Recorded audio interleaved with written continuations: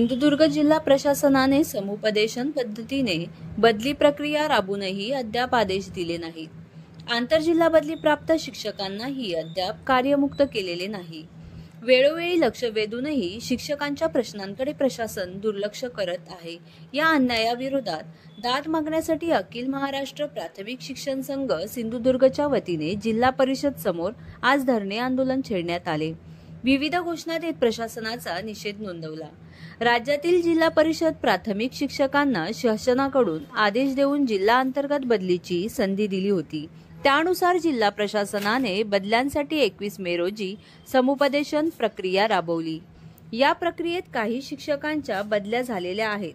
मात्र अद्यापही याबाबत आदेश न झाल्याने व अन्य विविध मागण्यांसाठी शिक्षकांना भर पावसात आंदोलन छेडावे लागत आहे.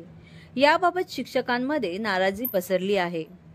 याकडे प्रशासनाचे लक्ष वेधण्यासाठी आज सोमवारी दुपारनंतर शिक्षक संघाच्या वतीने लाक्षणिक धरणे आंदोलन करण्यात आले.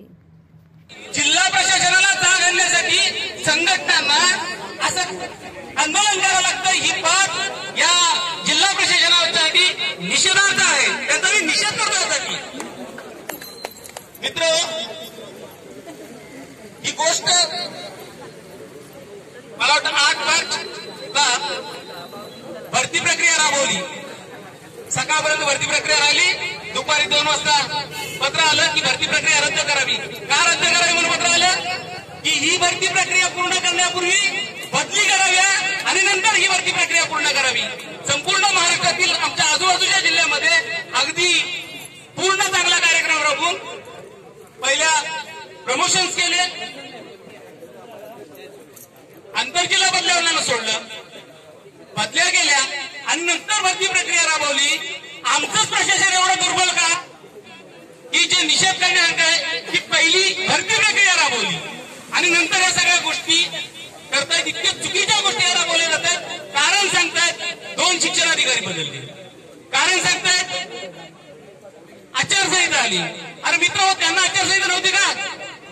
त्यांना आचारसंहिता होती. काय म्हणाली? इथं पदवीधर शिक्षक पदवीधर आचारसंहिता आली. अरे मग तुम्हाला तुम्ही पदवीधर ही आचारसंहिता संपल्यानंतर तुम्ही भरती प्रक्रिया केली ना, मग बदली प्रक्रिया का नाही केली? तुम्ही बदली प्रक्रिया केली. आणि मला वाटतं माननीय माजी जिल्हा परिषद अध्यक्ष आमचे त्यांना सिंधुदुर्ग जिल्हा परिषदेने एक पत्र दिलं होतं की या सिंधुदुर्ग जिल्हा परिषदेमध्ये कोणत्याही प्रकारची बदली प्रक्रिया झाली नाही. महाराष्ट्र प्राथमिक शिक्षक संघाचा